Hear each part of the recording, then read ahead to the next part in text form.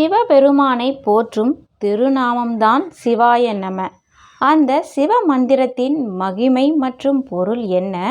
சிவ மந்திரத்தின் மகிமையை பிரம்மதேவன் நாரதருக்கு உணர்த்திய அற்புத நிகழ்வை தான் இந்த பதிவில் ஷார்ட்டாக பார்க்க போகிறோம்.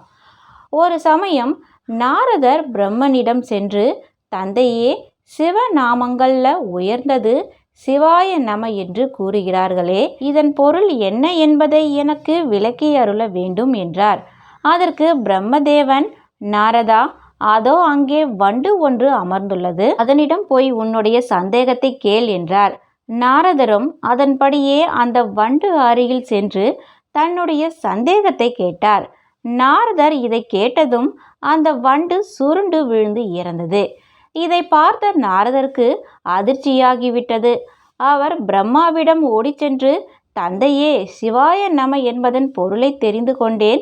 இந்த நாமத்தை யார் கேட்கிறார்களோ அவர்கள் இறந்து போவார்கள் என்றார். அதை கேட்ட பிரம்மா, நாரதா, நீ தவறாக புரிந்து கொண்டாய். அதோ அந்த மரத்தில் அமர்ந்திருக்கும் ஆந்தையிடம் போய் கேள், அது பதிலளிக்கும் என்று சிரித்தபடியே கூறினார். அதன்படியே நாரதரும் ஆந்தையிடம் சென்று இதே கேள்வியை கேட்க, அதுவும் அதே போல கீழே விழுந்து உயிர்விட்டது. நாரதர் பதறிவிட்டார்.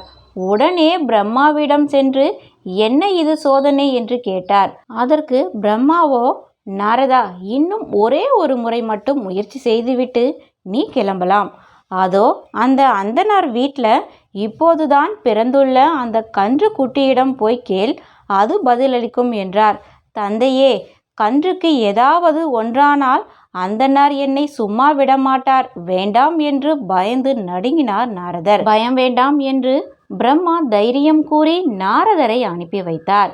நாரதரும் கன்றிடம் சென்று இதே கேள்வியை கேட்டார். அப்போதுதான் பிறந்த அந்த கன்றும் இதை கேட்ட உடனே உயிரை விட்டது.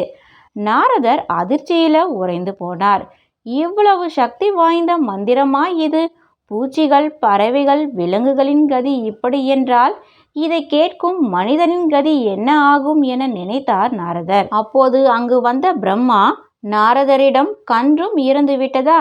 சரி, பரவாயில்லை. இந்த நாட்டு மன்னனுக்கு இப்போதுதான் ஒரு குழந்தை பிறந்துள்ளது. அந்த குழந்தையிடம் போய் இதற்கு விளக்கம் கேள் என்றார். பிரம்மதேவா, என்ன இது? அந்த குழந்தைக்கு எதுவும் ஆபத்து வந்தால் மன்னன் என்னை கொன்று விடுவான் என்றார் நாரதர். இருந்தாலும் பிரம்மா விடவில்லை. இதுவரை இறந்தவைக்கு என்னால் எழுதப்பட்ட விதி முடிந்துவிட்டது, அவ்வளவுதான். அதனால குழந்தையிடம் போய் கேள், பொருள் நிச்சயம் தெரியும் என்றார். நாரதர் கை கால் நடுங்க அந்த அரச குழந்தையிடம் சென்று இதை கேட்டார். உடனே அந்த குழந்தை பேசியது. நாரதரே, இந்த மந்திரத்தை கேட்டதால வண்டாக இருந்த நான் ஆந்தையானேன், அதன் பின்னர் கன்றானேன், இப்போது மனிதனானேன். பிறவியில உயர்ந்த மானிட பிறப்பை இந்த மந்திரம் எனக்கு தந்தது.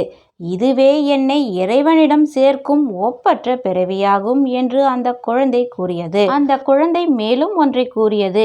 சிவாய நம என்பதை சிவய நம என்றே உச்சரிக்க வேண்டும். சி என்றால் சிவம், வா என்றால் திருவருள், யா என்றால் ஆன்மா, நா என்றால் திரோத மலம், மா என்றால் ஆணவ மலம். திரோத மலம் என்பது அழுக்கை நீக்கும் பொருள். நான் என்ற ஆணவ அழுக்கை பூசியிருக்கும் ஆன்மா திரோத மலம் கொண்டு சுத்தம் செய்து சிவத்தை அடைந்து பிறவி பிணியில இருந்து விடுபடும் என்பது இதனுடைய பொருள். சிவாய நம என்று உள்ளம் உருக கூறினால் இந்த பிறவியில இருந்து அவர் விடுபடுவார் என்றது அந்த குழந்தை. இதை கேட்டு நாரதரும் சந்தேகம் தெளிந்தார்.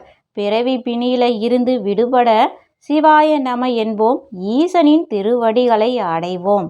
நான் படித்ததை உங்கள் கூட ஷேர் பண்ணிட்டேன். இந்த பதிவு உங்களுக்கு பயனுள்ளதாக இருந்துச்சுன்னா மற்றவங்க கூட ஷேர் பண்ணுங்கள். அடுத்த ஒரு நல்ல தகவலுடன் நான் உங்களை சந்திக்கிறேன். நன்றி, வணக்கம்.